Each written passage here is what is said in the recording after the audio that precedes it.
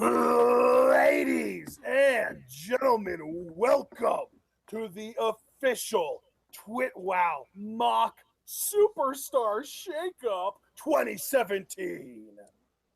Yeah, buddy, I'm looking forward to this. You and I have each composed our lists. Who's going to SmackDown? Who's going to Raw? Who got done dirty? Who made out like bandits? We're all going to find out here tonight. I'm looking forward to it. I'm not even going to make any kind of bones about it. SmackDown made out like a bandit for me, and Raw was like 50-50. They got 5 really strong acts and 5 words from SmackDown. So You know, that sounds about right for me, too. I'd like to think that I kept it balanced, but that'll be for you guys to decide. So, partner, why don't you tell everybody how this is going to work? all right, guys. Well, we're going to try and keep this as simple as possible. So all we're going to do, we're going to start out with call-ups because NXT call-ups are important. We're going to list everyone that we called up from NXT. We limited ourselves to 3 total individuals to be called up from NXT. So if we do have any tag teams involved, that counts as 2 people. I don't think there are any teams of more than 2. Oh, Sanity, I guess, would be off limits then, unless you cut one of them out because you would have to keep it down to 3. But yeah, for the most part, we're good. So I think that, oh, and then by the way, we are going to be going through the Raw roster and the SmackDown roster and just talking about who we sent to that show from the other show. We'll hammer it out as we go. John, we're starting with NXT call-ups, right? Yes. Okay. Do you want to go first or do you want me to go first? You know what, brother? I'll go first. I'll pop the cherry on this one. Okay. If you have any singles acts or any tag teams or whatever, just do you want to list them all or do you want to go back and forth like we did yesterday? Well, we'll go back and forth. I'm just going to start on my tag team because I only have 3 entities on the whole, which is what we agreed on. DIY is going to Raw for me as the first part of my NXT call-ups. I have the exact same thing. I also have DIY to Raw. I think you and I both agree they would be invaluable assets to the cruiserweight division, and if there would ever come an age where cruiserweights could branch out, which I hope isn't that far off, Gargano and Ciampa both, especially Gargano, as given how you articulated his abilities and his potential yesterday, could certainly thrive. So why not take a chance? Why not just put them on Raw? They could partake both in the cruiserweight division and in the tag team division if they wanted, so they could dip their hands in 2 pots at once. I think this is a good move for the time being. Yeah, I also have DIY going to Raw, so we're on the same page there. I think Raw's tag team division looks pretty good, but I think they need beefed up a little bit more, and I think a team like DIY that can also act as 2 individual cruiserweights being added to not only the Raw roster, but also the 205 Live roster, that's a great get for Raw. Absolutely, I completely agree. Since we both share the same act, do you want me to go again to round out my NXT call-ups, or would you like to go first with, or would you like to go next, I should say, with your next NXT call-up? My NXT call-up, other than DIY, I have Andrade Cien Almas going to Raw. And I have him going to Raw because I think that even though he would probably be used better on SmackDown, I think that Raw is where he's going to get the most exposure. And I think that Vince McMahon really wants that top Hispanic star. And I have Andrade coming to Raw because I think that that's where he makes more sense as like an act, because Raw, it seems to me, Raw is the place that's more likely to use him being Spanish and being a foreigner to get heat on him. You know, I can respect that reasoning. What's funny is Andrade is also my other NXT call-up, but I have him going to SmackDown Live. If you guys heard our commentary yesterday, which if you haven't, I highly suggest you go and check it out on the channel. One of my favorite commentaries that we've done in recent memory on our favorite performers. Andrade was not only my favorite NXT act, he was my number 2 favorite act overall. And I talked at length about how I could see him being a WWE champion. And to me, SmackDown really has lived up to its moniker as the land of opportunity. It's not just another marketing sell. Like, we've seen it on TV. I mean, hell, Bray Wyatt finally became a world champion, however brief. So I think if Andrade was able to go there, he would be able to really fulfill his potential. Because, see, my thing is, I don't disagree with you about him having the larger exposure and everything. My concern with Raw is because it's such a big show and they already have, like, such priorities, you know, like Roman Reigns, Seth Rollins, all those guys. I always worry about a guy like Andrade getting lost in the shuffle. I would rather he prove his worth on SmackDown first, and then maybe I'd warm up to the idea of taking a gamble later and trying his hand at Raw, which is what we say is kind of the function of SmackDown in the first place. Groom these guys for the A show. So that's kind of my mentality with Andrade. I think he's got all the tools to thrive anywhere, but I'd really just want to see what he could do on SmackDown first. Yeah, I mean, I definitely think Andrade getting called up is what really matters. I think SmackDown Live would use him better, but I think he might get more over on Raw because, again, I think that Raw would be willing to stoop lower than SmackDown, where like SmackDown would try and get him over in a more traditional way where he's just a bad guy who cheats. I feel like Raw would kind of pull out more stops to get him over as a heel and let him cut the Spanish promos and be, like this over the top, like really trigger the xenophobes in the audience more than SmackDown would let him do.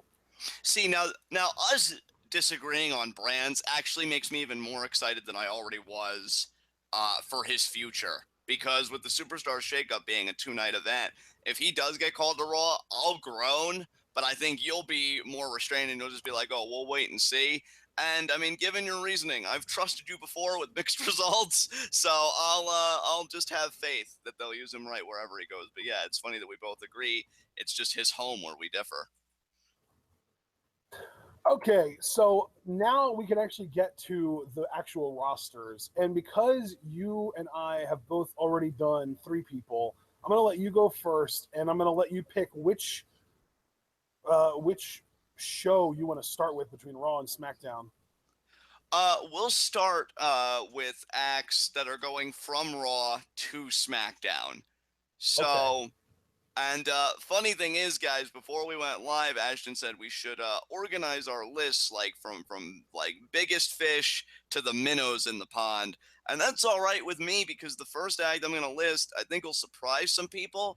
But as I was putting my list together, I actually went on WWE.com. I was looking at the roster pages and I stopped at this one guy and I looked him up and I'm like, I don't know how much mileage we could get out of him, but I'm really curious what SmackDown could do with him, seeing as how I've always kind of had a liking for the guy. My first guy going from Raw to SmackDown is Curtis Axel. Ooh, that's different. I like that. Because here's my thing, dude, and I don't want people to think that I pulled this out of my ass, because, again, I was on the WWE.com roster page, I was looking at everybody, and I saw Curtis Axel. I looked up, he's 37 years old, so he is on the older side. And I'm thinking, it's funny because Kurt Angle was inducted recently, and it really left a sour taste in my mouth when Rick was like, oh, Charlotte's the female Kurt Angle. No, she fucking isn't. That's bad, and you should feel bad. But if anybody to me has any kind of affinity, any kind of likeness with Kurt Angle, it's Curtis Axel, because I do think he's a solid hand in the ring. I remember some of his matches against Tyson Kidd or Trent Brennan, like those guys on shows like Superstars, now Main Event and all that crap. And the guy, if you give him time, can put on a really solid technical match. And plus, let's be real here, the guy is goofy as shit. But I like that, though. I find that very endearing, because if there's one thing I've noticed in the wrestling climate today, it's that a lot of the technicians we have are either super serious or feel like they have to be badass. Like, I think Zack Sabre Jr. can cut it loose a little bit, like we saw in PWG, but even him, I mean, the stuff he does. Like, he's vicious, he's serious, like, he's an artisan, and I can appreciate that. But Curtis Axel, he's just such a breath of fresh air, because, yeah, he's technically sound, the guy's a fucking goober, right? Like, he's just really silly. And I know that I think at times we've made that kind of the budding joke, like the whole promos he would cut and sometimes how they're cringy. But I think if we can turn it into an asset, the guy could really be a solid act. And I think SmackDown could bring that out of him. Do I see WWE champion in him? Not at this point in time. I think that ship has sailed. But could we give him another run with a mid-card championship and actually have that be memorable? Oh, absolutely. And I think this guy has been clamoring for an opportunity. He's proven to be a company guy, getting The Rock and Brock Lesnar back into ring shape. I think we should give him something. I think he needs a change of scenery. And I think Curtis Axel going to SmackDown could be the surprise of the year if it were to happen. I mean, that's how confident I am in this pick. So, yeah, I decided to be a little daring. Curtis Axel to SmackDown. No, you know what though? I like that because that's a pick that really does make sense. I like Axel. I like what he can do in the ring, and if you put him on a roster like SmackDown, where He kind of stands out a little bit more. I think, yeah, that works really well. I like that pick. So I also arranged mine in order from most important to least important, and the least important sort of act that I have going from Raw to SmackDown is probably the hottest selling act merchandise wise over the last year and a half or two, the New Day. And I mean the entire New Day, all three members. Oh, wow, that's big. I like that, though. That's really cool. Yeah, I love the New Day, and I think that their act is getting a little bit old on Raw because they don't have anybody really to work with that they haven't already worked with. But if you send them to SmackDown, suddenly you've got a brand new field of contenders, a brand new field of really entertainers for them to bounce their shtick off of. And I think that you get them on SmackDown and away from acts like the Hardy Boys and Enzo and Cass, and now all of a sudden they stand out as being probably the single most entertaining / charismatic act on the SmackDown Live tag team roster. Yeah, I would agree with that rationale. And another thing that I like about it, I think it's kind of a double-edged sword, but I'm choosing to look at it more optimistically because, and I've definitely been one of them, as people have heard on this podcast, but I've just been wondering, what does the New Day do next? When is their dissolution going to come? Well, I think what your power play kind of does that I like, one, it does answer the first question, what are they going to do? Because there are a bunch of fresh teams to feud with. And two, when the dissolution does come after being together so long, it's really going to mean something. Because I feel like most factions in recent memory only last like one calendar year, maybe a year and a half before they split. But I think you get a lot more mileage out of the New Day here to the point where people are probably thinking, oh, they'll never split up. Then when they do, which I still think will happen, it'll be a really big deal and big feuds coming out for the SmackDown brand. So it really gives back in a multitude of ways. I really like that move. Yeah, and to me, the best babyface promo tag team in the WWE is the New Day, and the best heel promo tag team in the WWE right now is the Usos. So there's your first feud, and that would be amazing. Oh, absolutely. I completely agree with you 100%. All right, well, let's hear who your third act to get drafted to SmackDown is after Andrade and Curtis. A guy that I love very much, and it's about time he got the shake he was fucking due. The Bulgarian brute, Rusev. Rusev Utria. Is he coming with Because Lana? Is Lana coming with him? Does that count? honestly, Ashton, I just assumed that to be the case. I probably should have put more thought into that. No, I you're apologize. right though. I think we need any like those two specific instances, Rusev and Miz. Their wife / valet is counted as one pick with them. All right, well that works all the better for me. Look, if I said that Curtis Axel needs a change of scenery, I echo those same sentiments with Rusev times 10. It is a disgrace how he has been handled. Now, I know currently he's out with injury, so I can't really fault Raw for that. But I think, you know what better place for him to return healthy than a new home in SmackDown Live? Because to me, and we've said this before about Rusev, but it bears repeating. When he first came in, you and I, between ourselves, a kind of consensus that he would be that kind of Umaga character. Oh, the first little bit on the roster, he'll dominate, he'll run roughshod, he'll be that perfect placeholder for the kind of monster character, but then he'll fizzle out. Now, while that prediction is kind of boded true, it's not for the reasons you and I thought it would. I think it's more because creative has no sense of direction for Rusev rather than anything inherent to do with Rusev, because as we've seen, the guy can be funny as fuck. Like, he is a charisma I did not think he would possess, and I think that has been grossly undertapped in his utilization on the main roster, again, specifically Monday Night Raw. I think you send this guy to SmackDown, maybe give him his third mid-card championship, but it would be all part of a grander plan to genuinely build him up to the main event scene where he could be that monster with a bit of personality and actually have that title run. I think he would make a magnificent WWE champion. I think you get a good 5 to 6, at most 6 to 7 month reign out of him before a babyface could step up and dethrone him. And I think it's time this man gets his due because he can put on great matches. I think he can cut a solid promo. He's the most entertaining part, or one of the most entertaining parts of feuds that we've thought to just be chicken shit to me, because I think he always puts his best foot forward. And yeah, I would love to see what he could do with a change of scenery. And I think you're going to hear me say that a lot about a lot of my picks from Raw to SmackDown, because I just think SmackDown really has earned that distinction as the land of opportunity. So Rusev is my third guy. I can dig that, man. I love that. I love Rusev, and I've wanted him to be on SmackDown. I think we both had him going to SmackDown in our original mock drafts that we did earlier last year, too.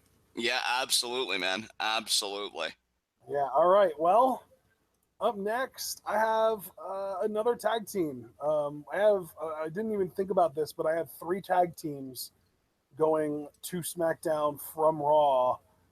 And at the same time as that, I also have, of course, you already know, I have DIY going to Raw, and another tag team or 2 being formed or reformed on Raw on top of that. So as far as SmackDown goes, the second entity on my list is another tag team, Cesaro and Sheamus. But I want to be specific. I am going to have them break up and be singles competitors.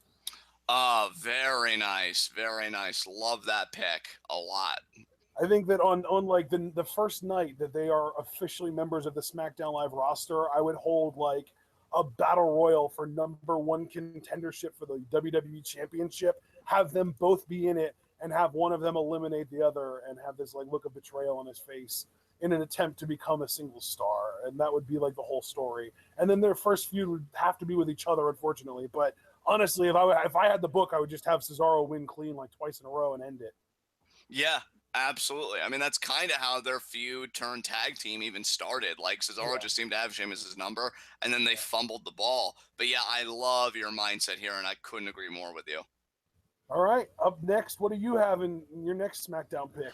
Probably the one pick, even more so than Curtis Axel, I'm excited about, because I was most excited about Curtis and this guy for just how different they were, or at least my conception of what they could do. My next pick would be Neville, but I want to qualify here that he wouldn't be taking the Cruiserweight Championship with him. I would have him drop. He's not taking that with him. He's just going to go to SmackDown. No more Cruiserweight, huh? Yeah, no more Cruiserweight champion. I would have him drop it to Aries before he left, because Aries is the number 1 contender, and while I don't like him, he does seem to be the hot commodity at present. And I would have Neville go to SmackDown. The reason why that is, and I've said it a few times now with his past few matches that either we've commentated on for pay-per-views or we just, straight up live reacted or whatever the case may be, the guy's a great fucking act. Cruiserweight or not. I really don't like that distinction on him. I think he's been an incredible Cruiserweight champion, but when he first came in the company, dude, one of the first things he did on the main roster was have a match with Seth Rollins for the WWE Championship. And the crowd was so invested in it, especially when he hit the red arrow on Rollins, like they came unglued. Not to mention he also had a match with Cena in the U.S. Open that Rusev ended up causing a disqualification for. Like, this is a guy that can work with heavyweights and be just as compelling, if not more, than when he's working with cruiserweights. I don't even think it really has anything in my mind to do with whether he's face or heel. He's just that good, period. I think you get him on SmackDown, you get the mid-card championship on him, and again, much like Rusev, you slowly build him to that main event. Really, my schedule for Neville is, if he's not Mr. Money in the Bank by 2018 or the latest 2019, then we failed. I just want to see him get to that world title picture, because I think his work as of late has been exemplary. And you're talking about a guy that when he was in NXT and he won the NXT title, John Cena raised his arm. Like, they made a huge deal about Neville. Then he got hurt. Then he came back, but he came back with this cruiserweight division. And again, while I think he's doing great things with it, I think it's only a matter of time before it suffocates him. And I want to save him before that happens. So yeah, Neville is definitely one of my bigger plays from Raw to SmackDown, because I think he has so much to give. Yeah, man, I love that. Yeah, Neville on SmackDown, get him out of the Cruiserweight division. I find it so strange that, like, Cruiserweights are incapable of even interacting with people who aren't Cruiserweights. That frustrates me so much. Oh, dude, it aggravates me to no end, because one of the best parts of this past Royal Rumble was Jack Gallagher interacting with Chris Jericho with his umbrella. Yeah. And, like, yeah, we need more of that. Absolutely. Yeah, for sure. All right, well, up next for me to go into SmackDown Live from Raw, I think we might have this pick in common. Probably the one person between the brands that I most want to be drafted, Emma, to SmackDown. Yeah, she's my exact pick in that exact order as well. I too agree. For the record, I also have Cesaro on my list, but I didn't make the distinction like you did with Sheamus, but I'll get to Cesaro in a little bit. But yeah, we do actually not only have Emma, we have her in the same placement. That's crazy. So What number is she for you? she 6. was yeah, I think that's about right. Yeah. That's nuts. So She was next on your list after Neville. yes. Yes. That's So awesome. Yeah, yeah. that's great, man. All right, well, I mean, I'll tell you what, just because we both had Emma in common and you're already a little bit behind because of how many tag teams I've been naming, why don't you give me who's next on your list after Emma? Big E. Big E to SmackDown. And I'm leaving Kofi and Xavier on Raw. Xavier, I think, could contribute to the cruiserweight division, and Kofi, I'd like to see as a heel, maybe working the upper mid card a little bit, and maybe getting that flash in the main event. But yeah, Big E, because again, if we're being honest about what SmackDown is, now while I think SmackDown's the true A show, WWE doesn't see it that way. I agree with your assessment of what they believe SmackDown to be. It's okay, you take these guys, and then if you build up their stock, then we'll take them and we'll pimp that stock out and get what we can out of it. With Big E, I think him going to SmackDown, he can really start spreading his wings and become that main eventer.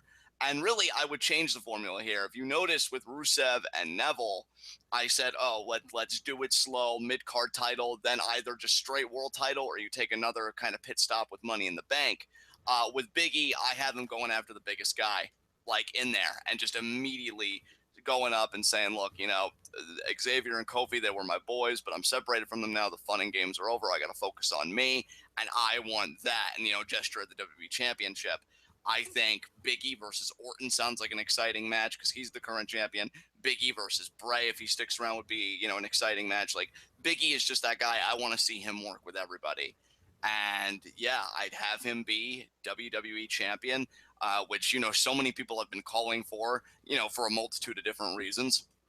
And I'd have him just carry it on his back as best as he could, and we'd really see if he could hold up the weight. I have no reason to think that he couldn't do that. And yeah, I think Big E is just another significant kind of step for me in, kind of building the SmackDown brand. I love it, man. I love it. Yeah, Big E, I already obviously have him going along with his New Day comrades to SmackDown, but Big E going by himself could be very interesting, really, for all 3 members involved, because, I mean, maybe we bring back the old Big E, I'm a soldier theme song and let him do the 5 gimmick and let him really get over on SmackDown the way that we really hoped he would do on Raw. Absolutely. Yeah, I would not mind that at all, dude. Yeah, I told you, I'm on a mission, I'm switching. I love that song. But anyway, yeah. Up next for me is yet another tag team, so you're going to be even further behind, unfortunately. I think we're going to have you do like 2 or 3 in a row up next. So up next for me, I had the Revival going from Raw to SmackDown already because I do not want them on Raw, because I do not want them in the club on the same brand, and I don't want to call the club over to SmackDown because I have the guy that would make them relevant on SmackDown going to Raw in this mock Superstar Shakeup. So bring the Revival over to SmackDown, let them feud with the New Day to begin the run because they already broke Kofi's knee. Then let them go after the tag titles, or if the Usos are still tag champs at that point, just let them feud with Alpha over number 1 contendership, and Revival Alpha always is going to be great. So yeah, that's a big one for me. I love it, dude. I agree completely. I too have the Revival on my list, so we share Emma and the Revival. So I will skip. And I mean, technically, we also share Big E. Big E and Cesaro. So yeah. and Cesaro was the next guy on my list. All the reasons you stated, I'm not going to go any further into that. My next pick after that is Sami Zayn. So you have Cesaro, Sami Zayn, and the Revival are your last 3 then, or last 4. Here's the thing. I have Cesaro, Sami Zayn, the Revival, and then because I had confusion, I guess, about the NXT things, I had 2 other names, but I guess I'll just kind of chop them off. Wait, you had 2 other names? Yeah, because see, the way I understood, and now this has happened again because I also had confusions about the other list we were doing. I did 10 guys just from the rosters, and then I treated NXT as a separate pool. But given no, the whole thing was you're bringing 10 people to each roster, and that includes NXT call-ups. Right. So I'm just gonna chop these other two names that I had off. So Well, yeah, no, I Sammy. want to know who they were now. Well, Kevin Owens and Roman Reigns, Well, you can't especially. just chop the two biggest names off. Yeah, but at the same time, I think Sami Zayn needs this more than they do, and it's not often I'm willing to sacrifice something for Sami. Like that never Wow. happens. That never So, happens. so would you maybe want to just keep the revival on Raw and bring Roman and Kevin over to SmackDown instead of them? But my heart. I um, no, no. You know what? I think the revival. No, you know what? You're right. The Revival, they're the best tag team in the world. They'll do fine. They'll do fine. I just have to keep telling myself that. I know that they're not going to feel betrayed by me. Stop making me feel like I betrayed you. I didn't. So fine. I took them off. But yes, Sami Zayn, just to get back on track, is my next pick. Because, and again, never really do anything for Sami here, but I've been saying it for a while now. This guy has top babyface written all over him, and Raw, both in kayfabe and in actual booking, has been treating him like shit.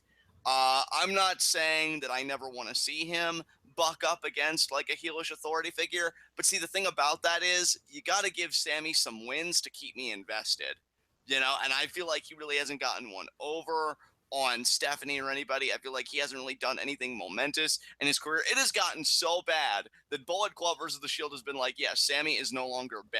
I mean, that, because she used to like take it out on me when I would take the piss on Sami Zayn, and now we're on the same side. That is horrifying.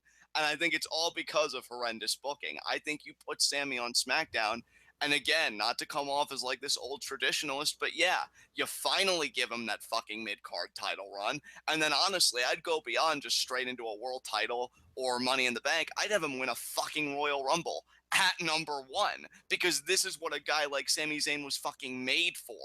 And they don't see it. And it pisses me off to no end because it would be so much better to hate on Sami Zayn if I knew he was doing stuff, because then it's all the sweeter when it's taken away. But he hasn't done shit. It's like picking on a defenseless person. You're not funny. You're just a dick at that point.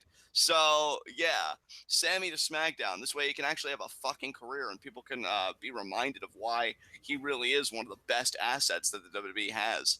So yeah, definitely one of my biggest moves here, which is why he ranks so high on the list to begin with. love that, man. I love that. To me, my whole thing with Sammy, I think that if you give him better foils to work with, I think that he can be that top face. And your solution to that is to bring him to SmackDown. My solution to that was to bring better foils to Raw. You know what I mean? Yeah, absolutely. Absolutely. I can totally understand So that. I think we both have the same person up next because Kevin Owens is next for me to go to SmackDown Live. All right, and since I gave the rationale for Sammy, you can give the right, which seems kind of messed up because I know like I'm always against Sammy and pro Kevin, but give your rationale for why Kevin Owens should be on SmackDown. You know, I find it funny that you have both Kevin Owens and Sami Zayn going to SmackDown because one of the primary reasons I wanted Owens off of Raw and on SmackDown was to get him away from Sami Zayn so that we don't have even the option to go back to that feud again for at least another year or more. See, and I do agree with you, but my thing is I think you can achieve that end without being so radical as putting them on different shows, because I would keep them apart maybe for a full year, year and a half, and then when I bring them together again, it would be a huge deal and a huge score for my brand, because then it feels like the feud is new again after such separation. So I would really want to tap into that. But I can Yeah. totally see where you're coming from at the same time. Yeah, I'm bringing Kevin Owens over to SmackDown Live, and I'm bringing the United States Championship with him because I like Kevin Owens. I want that really strong upper mid card heel that Dolph Ziggler wishes he was, and I think Kevin Owens fills that role. I don't know if Kevin Owens is ever going to be in the main event scene on SmackDown Live just because of how stacked it's going to end up being, but I do think that Kevin Owens is a really strong upper mid card heel, and he can be like the gateway to the main event for upper mid card baby faces who are on that fringe. Yeah, absolutely. I completely agree with everything you said. And Like for I Kev, would use Kevin Owens to catapult Cesaro into the main event. Yeah, I mean, those guys on Raw had excellent TV matches, which is why I was so pissed when Kevin Owens became Universal Champion that Cesaro never became a contender for them because they were a proven commodity on Raw. You Yeah. would have put that on a pay-per-view and extended those matches by 5, 10 minutes. You would have had people eating out of the palm of your hands. See, again, this is just why Raw pisses me off, and I'm trying to save people like Cesaro, Owens, and Sammy because they all deserve better. They can put on the best show on fucking earth if just given the proper tools. And I just don't feel like Raw has been nurturing them properly. So I agree wholeheartedly with your Kevin Owens articulation for sure. All right, well, it's time to get to the number one pick, the big name, the major shakeup that we're going to be doing here, going to SmackDown Live from Raw. Do you want to go first or should I? I'll go first, and I think it's plain as day to everybody. Roman fucking Reigns. Because even now, here's where I get a bit jaded and cynical. WWE might be thinking the same thing, but for completely different reasons. I want Roman Reigns to SmackDown because I believe the writers there would turn him heel and get that heel turn all the motherfucking mileage it can get. They And you want know to. what? Even from a real life logic perspective, Roman on SmackDown turning heel, it would almost be like the WWE's letting him get it out of his system, but it's not getting that mainstream exposure because Raw is like the mainstream show for the WWE, whereas SmackDown is like the wrestling show. So like you get heel Roman Reigns, you get dickbag Roman Reigns, but it's not on the main show. So it's almost like they're putting a veil over this and being like, you can't see this unless you're really, really into our show. This is special for people that love us. Yeah, that's an And then when excellent he point. finally does turn back to being face, then you can send it back to Raw and he'll be actually over the right way. Exactly. Absolutely. And, you know, that's where the disappointment comes in, though, because from what I've been reading, it's, oh, we're just going to give him fresh heels to feud with, which, Yeah. if I could face palm hard enough, I'd Well, give no, myself a see, fucking actually, John, what concussion. I understand, I don't think he's going to SmackDown at period. I don't think that's Really? happening. I honestly think he's staying on. Well, dude, you got to remember the rumored main event of WrestleMania 34 is Brock Roman. The rumored main event of Payback is Roman Strowman. Like, I don't think that they're going to put him on SmackDown. I think they're just going to keep him on Raw for another year at least. Yeah, man. I mean, I could understand that, and see, that's what always makes it so confounding is you hear the rumored plans and everything, but you know what? I'm just gonna look straight ahead. I do think he is gonna go to SmackDown. I think it's gonna be one of the bigger shockers of the night. But again, I still don't agree with their rationale if that is true. I think it's not necessarily a change of scenery in that sense. You've got to change the person. I mean, Roman Reigns, just this past Raw, and I know that it's a post WrestleMania crowd and you have elements from all over the world, but that's even more indicative that your product's a failure than if you're just in some arena in, I don't know, Illinois or Texas or wherever.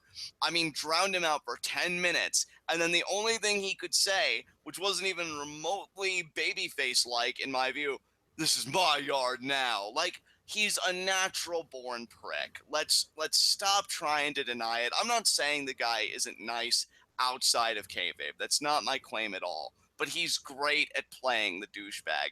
Why this is so hard for us to embrace, and by us, of course, I mean the powers that be at WWE, I don't understand.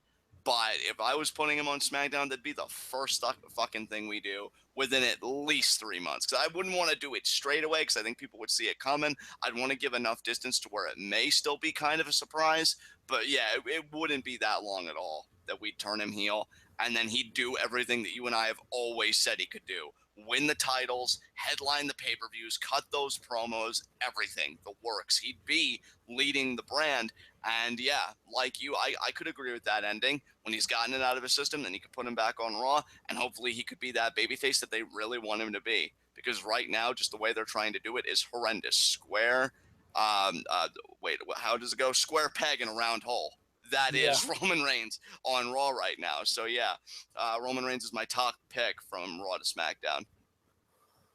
Yeah, I mean, we're getting some movement going on in the Shield here, and I agree with you. I think we need to get some movement in the Shield, but I have Seth Rollins going to SmackDown, my friend. Oh, dude, you know what though? I love that too. And here's why I love that before you give your reasoning. I think kayfabe wise, that makes perfect sense because he slayed the Yeah. king, but Stephanie is still commissioner. She's never going to give him a fair shot at anything so long as he's on that brand. That's why I love the logic of Benoit in '04 jumping brands because Paul Heyman on SmackDown hated his ass. And he knew like he'd never get a fair WWE title shot. Same thing with Rollins. I'll never get a fair Universal title shot so long as Stephanie is on my ass. So I think sending him to SmackDown not only opens up his world, but kayfabe-wise, like he beat the Authority and he lives to tell about it. I really like that. Yeah, man.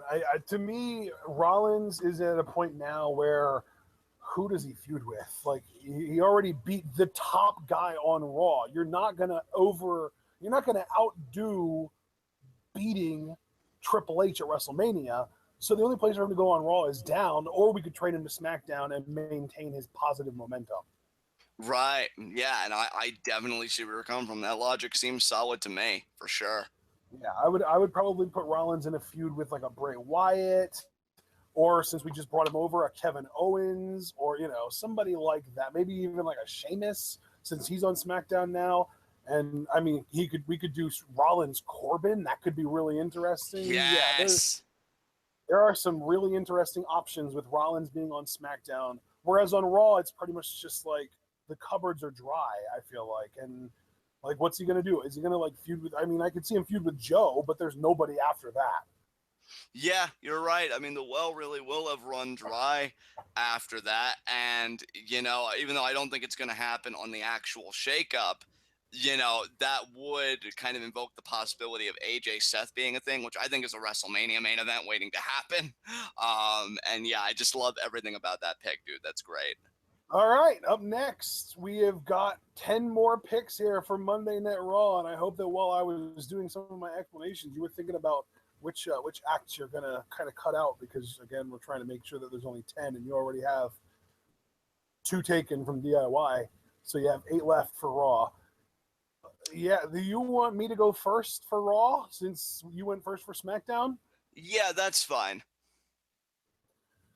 All right, well, I warned you guys that 5 of these picks are basically going to just be trash can picks that I don't want on SmackDown anymore. So the 10th pick that I have, first pick from SmackDown going to Raw, is Natalya.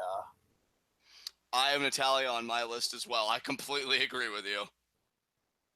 Oh, was she number 10 on your list? Was she like the weakest? No, there was actually somebody lower than Natalya by 1, wow. But yeah, she is on my list. All right, well, I mean, it's, to me, Natalya just has nothing left interesting to do, but at the very least, if you put her on Raw, she has some interesting baby faces to work with. She can do some stuff with Bayley, maybe do some stuff with Sasha, I don't know. But really, this is just my way of getting her the hell out of the SmackDown Women's Division and effectively replacing her with a better model in Emma, because Emma is everything Natalya is without the nepotism, but way more talented. Yeah, I mean, I agree with that wholeheartedly, and I think that's an excellent pick, dude, for sure. All right. Who is your first non-NXT call-up pick to go from SmackDown Live to Monday Night Raw?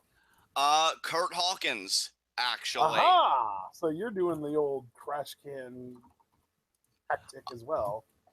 Kind of, yeah, because I will say, kind of a spoiler alert, later on, I also have Zack Ryder going to Raw, and I would just reunite the Major Brothers for the tag team division. So I mean, kind of bulk that up. they're already on the same brand, and they haven't reunited yet. I don't know if there's any interest there. Well, since this is our fantasy thing, I have interest, and my opinion's the only one that matters. You're so right! Oh my god, I can't believe it.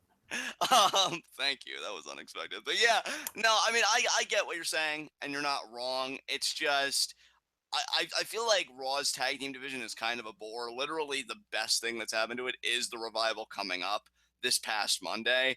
And if we both had it our way, and if it wasn't for my ineptitude, we'd both have them going to the superior brand. But yeah, I just think any bulking up we can do for Raw's tag division would do some good. Plus, and I do mean this seriously, even though, again, I'm kind of jumping the gun, at least on Ryder's half, if he really does want to rehabilitate himself, let's start from square one. Let's go from tag team to maybe we couldn't spend a lot of time in mid-card because time is always of the essence, and maybe make that big push. I mean, he clearly seems to want it, and I'd actually be willing to work with that because when it comes down to brass tacks, I want everybody to succeed. Let's see what we can do with them. And I've always been an admirer of Booker T's philosophy that you make the big stars from tag teams. So let's give these guys another go and see what happens. Yeah, man, I dig it. I dig it. I like Kurt Hawkins. In a way, he's not my favorite by any means, but I probably like Zack Ryder more than I like Kurt Hawkins. I just think it's hilarious how much you hate Zack Ryder. Yeah, I really do. But I love them as the Major Bros. So yeah, if you see them reuniting, that gets Zack Ryder off of Gronk's back too. So Yeah, or Gronk Mojo off of Mojo's back too. yeah, absolutely, dude. Anyway, up next, since you already said that you have Natalia on your list, we can just kind of skip over her. Unless you want, you know what? Let's do this. Do your explanation for why you want to move Natalia to Raw as well. Oh well, it's really the same as you. Just I feel like she's just awful, and I'd like to avoid her. But if I was being more serious, I mean, she is that veteran. I wish she had more of a personality, dude, because if she did, I do think she'd be more of an asset. If for no other reason, she could be kind of that legitimizer for women that kind of come up.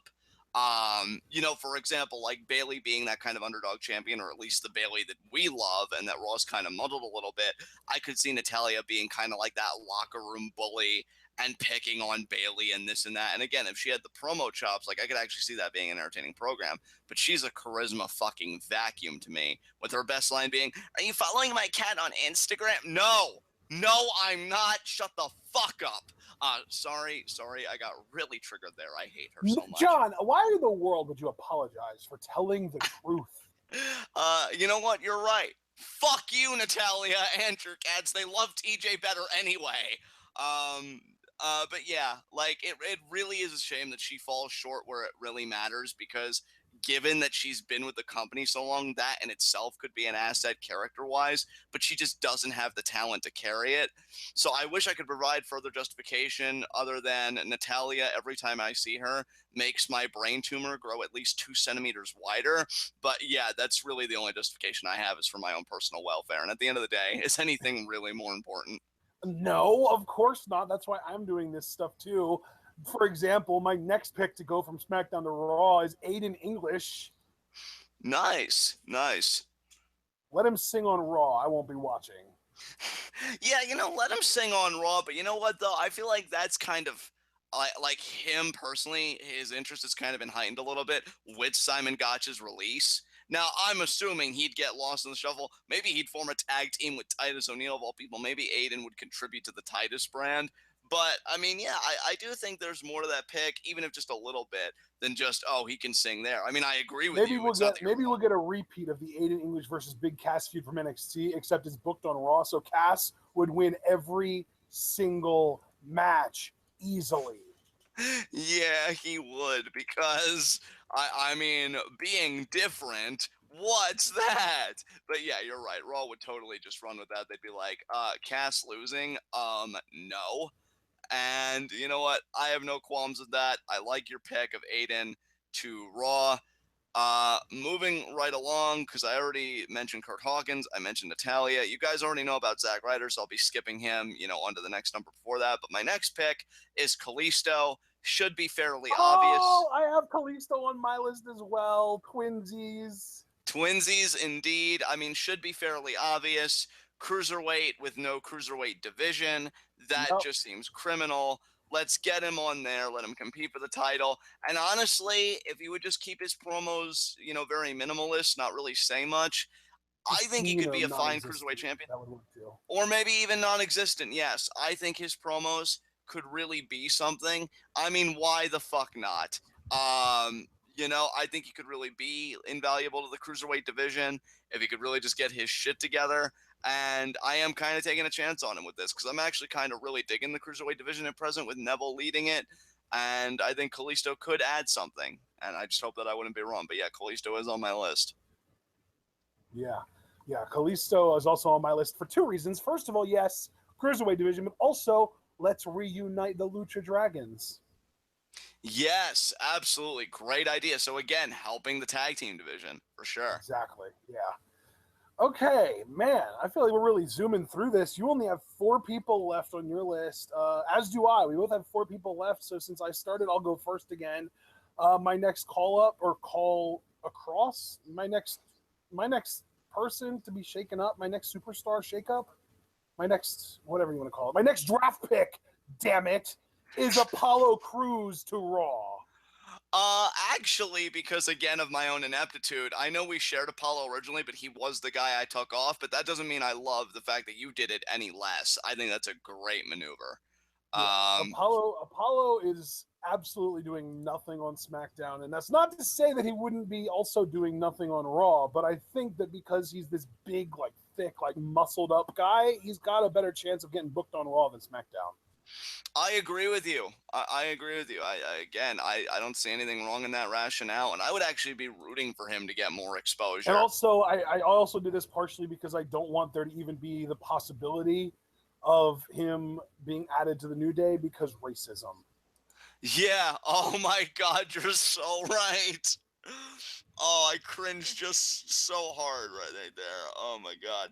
But yeah, you know, I I'm mean, they resisted adding R-Truth to the faction for this long. They might not have done it with Apollo, but Apollo is closer to the New Day's age, and I think he's into similar stuff like the anime and the cartoons and the video games and stuff. So that it seems like a conclusion the WWE would 100% jump to, and I don't want it. So let's keep them separated, keep them on separate shows, put Apollo on Raw because I already had New Day going to SmackDown. So let's do this. You know, dude, and I just want to say a little something since I had to axe Apollo from my list. I really like that because I'm still waiting for Apollo, and I don't know if he ever will at this point, which is actually really sad. I'm still waiting for Apollo to make that connection, to find that character or whatever that he can run with. Because I agree with very early sentiments expressed about Apollo that he's the guy whose action figure your child plays with. Or, like he's the guy that the kids look at and he's like, wow, look at that guy. I think he has most of the tools except for the tool that's going to carry him further than any other, and that is the personality. And if he could just find his personality, he'd be on the perfect show because it's like you said with Andrade very early on in this commentary. It's the show with the bigger audience, like the bigger brand and everything. And if Apollo could find that personality, all eyes would be on him. And I think he could blow up. And I still want to have that hope in him. It wanes with each passing year that he really, or each passing month that he really hasn't done anything. But I still hope that he could do something. And yeah, I think a shakeup for him is definitely needed. So I love that pick. Yeah. All All right. right. Well, okay. So now that we've kind of gotten the Apollo thing out of the way, I want to know who your next pick is after Kalisto. Yeah, my next pick is a tag team, my first and only tag team again because I had to do some editing, some cutting. American Alpha to Raw. I think that they could do great things. And hey, it works out even better because since I axed the Revival from my list, in this universe that we're creating, American Alpha and Revival could feud. I wouldn't have them feud straight away because to me, again, that's another big money matchup. Hell, the Revival are so good, that might be a tag title match that main events one of my pay-per-views, like a Payback or an Extreme Rules or whatever. I mean, why the fuck not? If you're all about, women making history, with Hell in a Cell, why not two tag teams that are so good getting a main event spot in like a Texas Tornado tag team match or something? So yeah, I mean, that's the kind of faith I have in these two teams. Not to mention, again, going back to your argumentation for Andrade, which I really liked, even though we had two different kind of booking philosophies for that particular entity, it doesn't change the fact that you are correct. And I still think Chad Gable is the star to be found here. It's a shame that he's a smaller guy. So, we have to be pragmatic and we have to know, like, okay, even if you think he could be this, this, and this, WWE probably doesn't. The guy's got some serious promo chops. And let's remember, Kurt Angle is the Raw GM now. And I would kill to see him interact with Chad Gable and really American Alpha as the whole, to be fair, but definitely Chad Gable, who seems like the newest generation of Kurt Angle, especially from a charisma standpoint. I'd give that guy a shit ton more promo time. And honestly, and I know I haven't said this in a while, but fuck JBL. Because when American Alpha showed up on Talking Smack with the tag titles, he said the one thing he hated was the Ready, Willing, and Gable crap. And I think he even said it like that. And I'm like, that's one of the things I love most about Chad Gable. We need to give this guy more mic time. We need to bring those towels back because last I heard, Cena doesn't have a monopoly on towels. And we need to run with this guy. So yeah, I think American Alpha as a tag team, yes. But don't think I don't have long-term plans to make Chad Gable the big single star here. And Yeah. possibly Jordan as well. You never know. So, Uh, yeah. I mean, problem with Jordan is that he's completely devoid of a personality, but Gable, I can definitely agree with. Yeah, I mean, really, it's funny because Jason Jordan and Apollo Crews both have the same problem. Like, they both, to me, have it down from that athletic acumen standpoint, but it's like they don't have that charisma. And to be fair, I think because of Chad Gable and because of this tag team, Jason may be closer to finding it than Apollo, so I can at least give him that. But I do worry about what happens when you take Chad Gable away from him, where he goes from there. So, yeah, but for the time being, American Alpha to Raw. American Alpha to Raw, I love it. And you know what? The biggest reason I didn't do that wasn't even because I didn't want to do that. It was for the sake of numbers, because I couldn't fit them on my Raw call ups. Right, yeah. Yeah, because I did have them on my list originally, but then I came up with the Aiden English and Kalisto ideas, and I like that better because Aiden English and Kalisto are more detrimental to SmackDown and could get more of a shot on Raw and down. So my next 3 picks are all bigger names. Like I said, guys, 5 of these really. I mean, I guess it would be 4, not 5. 4 of these were just kind of like trash bin. Get them off my television. I don't want them on SmackDown anymore. Kind of picks. The rest of them are legit, though. Obviously, we had Andrade and DIY already, and then we've got 3 more names on here that are kind of guys that are actually going to be really consistent contributors on Raw. First one, though, Dolph Ziggler is going to Monday Night Raw. Oh, yes. Get him the fuck on Raw so I don't have to watch his boring ass anymore. I completely Well, agree with that pick. to be fair, I basically have him going to Raw in sort of like a weird little like exchange deal. Like he'll be like that upper mid card heel that I would have Kevin Owens be on SmackDown. So even though Ziggler isn't as good at that role as Owens, it's still the role that I would have him fill. Right. Yeah, I completely agree with that reasoning. I do think Ziggler could fulfill that function and do it, aptly, quite well. But yeah, I'm definitely deriving a side benefit of, hey, I don't have to watch him if I don't want to. That's wonderful. So yeah, good pick, dude. I definitely approve.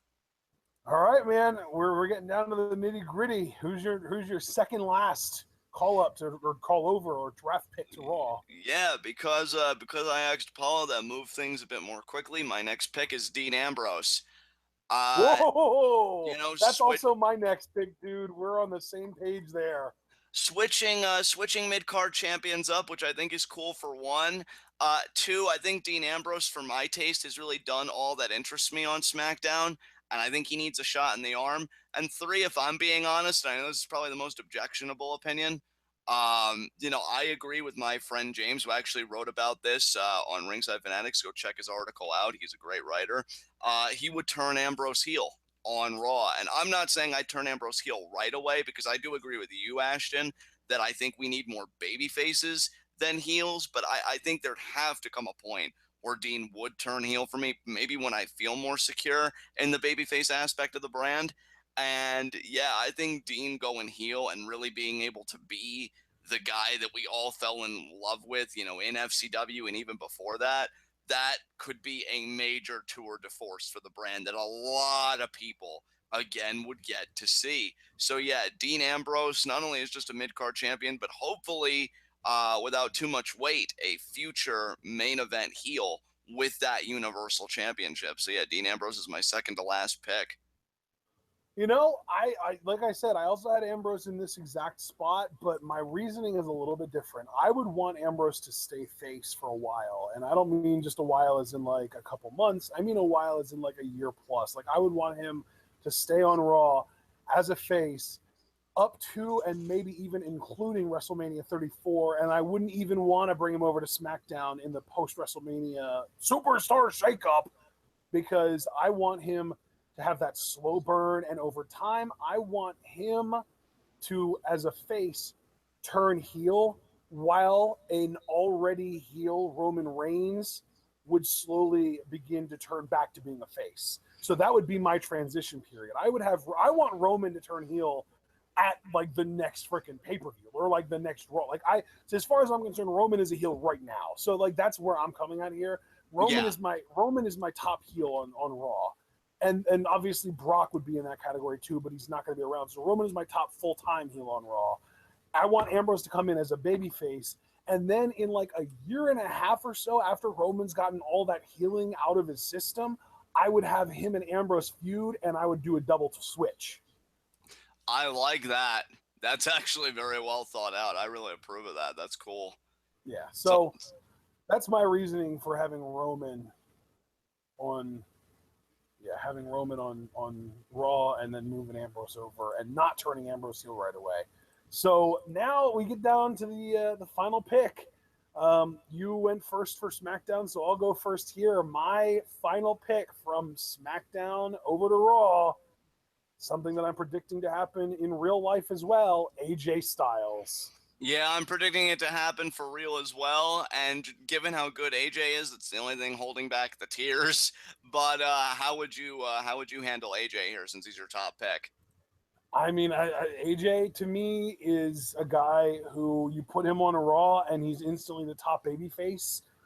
Especially with Seth Rollins going to SmackDown in my scenario, I would have AJ really be that guy. Like, he's going to carry Raw. And the thing is, SmackDown live attendance has been really, really strong, and I think that a big reason for that, it's obviously partially Cena, but I think Styles is another big reason for that. And the beautiful thing, too, is that Raw really does need those top baby faces, and I'm adding two of them in Ambrose and Styles, because Ambrose is coming in as the Intercontinental Champion, and that also means that you and I had the same idea as far as switching mid-card titles go, which I love, because they're the only titles left that don't have the name brand of the show they're on in the title, in the name of the championship.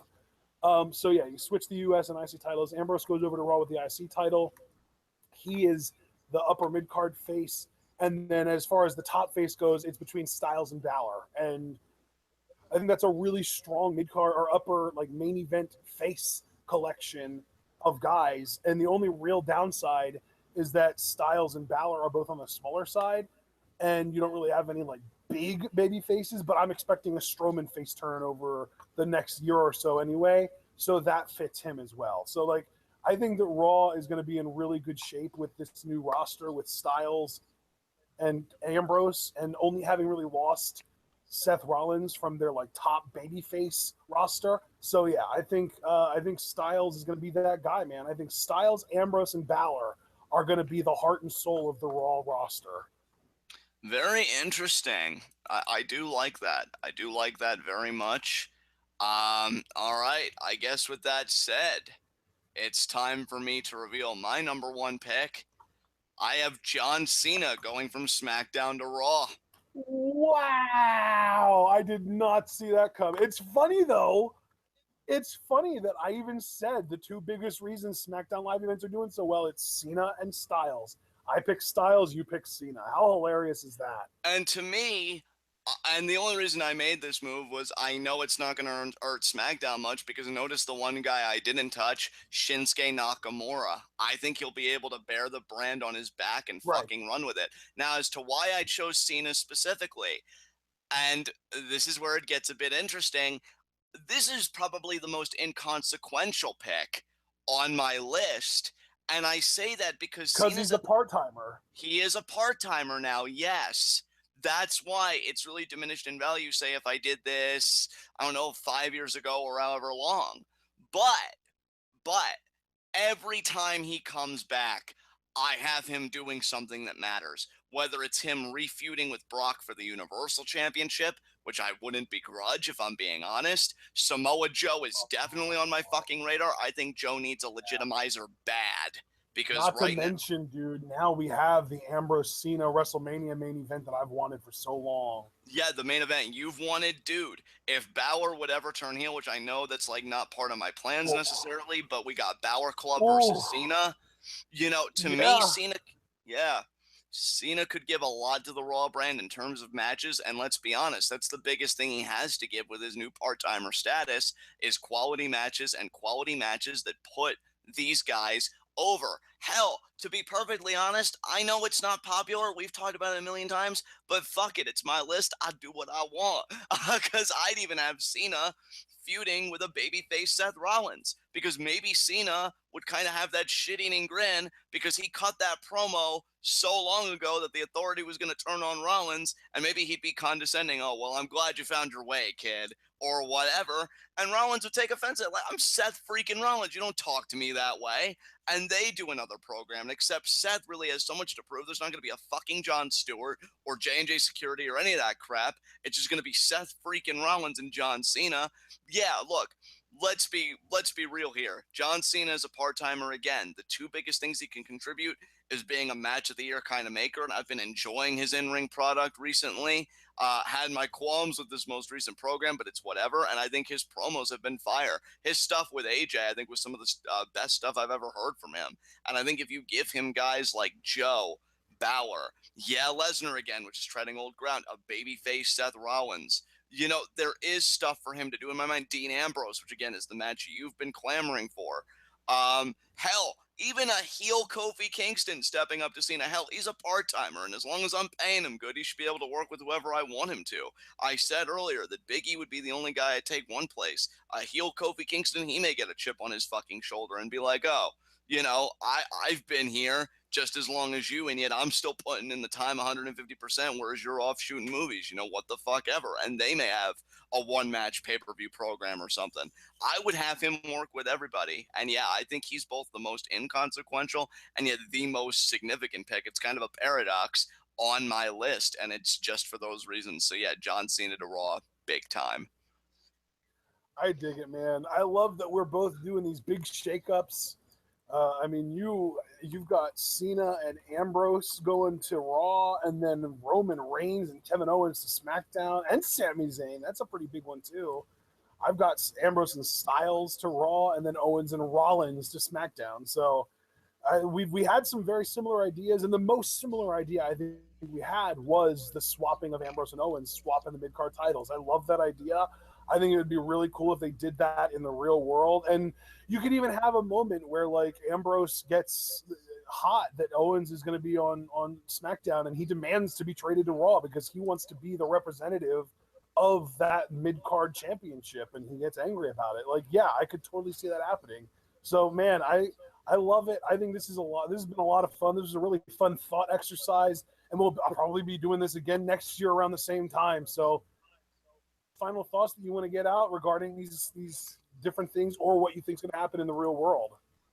Oh, what I think is going to happen in the real world, I do agree about AJ to Raw. I'm sticking with my guns that Roman's going to SmackDown because I think they'll do a big bomb for a big bomb, so those will probably be two of the biggest trades. I do hope Andrade goes to SmackDown, but honestly, you've kind of calmed my fears a little bit. I think I'm such a big Andrade fan that I'll be curious wherever he goes, but obviously I have that very heavy SmackDown bias. I agree with you, actually, on your list that all of the New Day will go to SmackDown as well. And probably my biggest fear, if I'm being honest, and I doubt it's going to happen, but I never know with WWE, I hope that Nakamura can make it through the two-day event staying on SmackDown. And really, wouldn't he only have to make it through Monday? Because I guess Tuesday. No clue, dude. Yeah, well, regardless, I hope he survives it unscathed because I'm not saying he'll tank on Raw. He's Shinsuke fucking Nakamura. He'll float fucking effortlessly wherever he goes. It's just, again, I know it's his personal preference to be there. Even with AJ leaving, I'm sure he'll still find great shit to do. And yeah, that's probably my biggest concern. But enough for me. What about you? What are some things you think are actually going to transpire on this two-night event? I honestly, I think that the big thing is going to be AJ to Raw. As far as people going to SmackDown, man, I don't know. I've been really struggling because, like, I feel like Raw, they use Raw to set up a bunch of feuds going down the line. Like, I feel like Balor Owens feels inevitable. Rollins Joe feels inevitable. But you've got Sheamus and Cesaro, number one contenders. It seems like they're setting up Revival versus the New Day. So I'm struggling to figure out who's going to go from SmackDown, and it's mostly because of this past episode of Monday Night Raw. I've heard rumors that they're going to swap Charlotte and Alexa Bliss, which just grosses me out because I don't ever want to have to deal with Charlotte's face on my talking smack. And then, yeah, and we're taking Alexa Bliss away. Like, I love Alexa Bliss, but I mean, it's funny to me that the WWE hypes up Charlotte like she's literally the greatest female wrestler of all time, even though she's been doing it for like 3 years now. And yet Alexa Bliss is like this, like, oh, you're going to have to prove yourself, little like 5 foot tall underdog almost, and they're doing a 1-for-1 trade. Like, that doesn't make any sense to me. So I hope that rumor is false. I hope that Charlotte stays on Raw or maybe just goes away completely. And I really do hope that they don't screw SmackDown over too bad, because I like SmackDown and I don't want to like it less. And I feel like if they do this similarly to the way they did it last year we felt like SmackDown got robbed. I don't want to feel the same way after this event. And I will say this, and it's probably because I'm a masochistic optimist, even if some of those plays that you mentioned do come like to light, do come to actually manifest themselves, I'd be horrified, but I'd say, okay, SmackDown, let's consider Work your magic.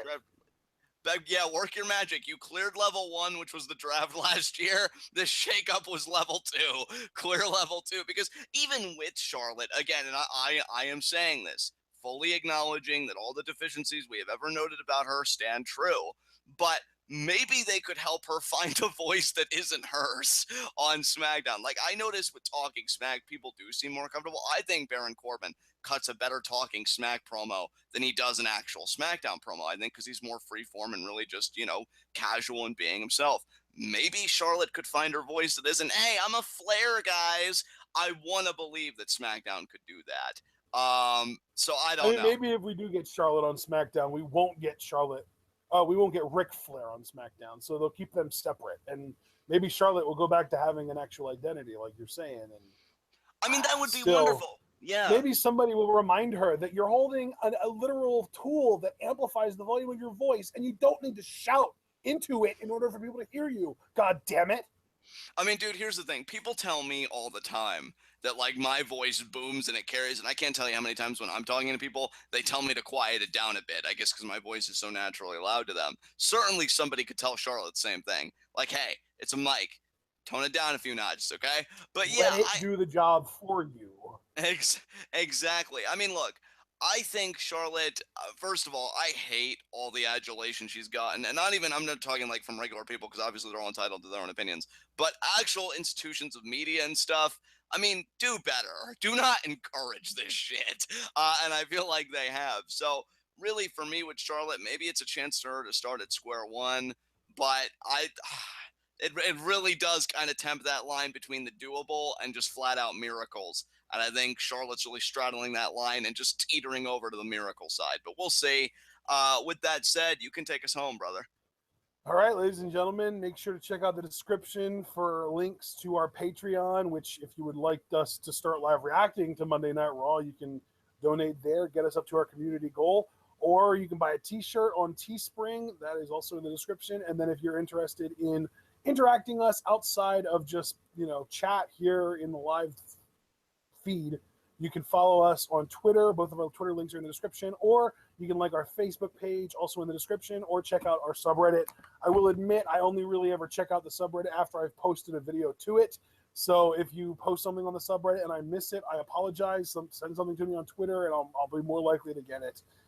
So ladies and gentlemen, this was a really, really fun exercise, a nice little thought exercise.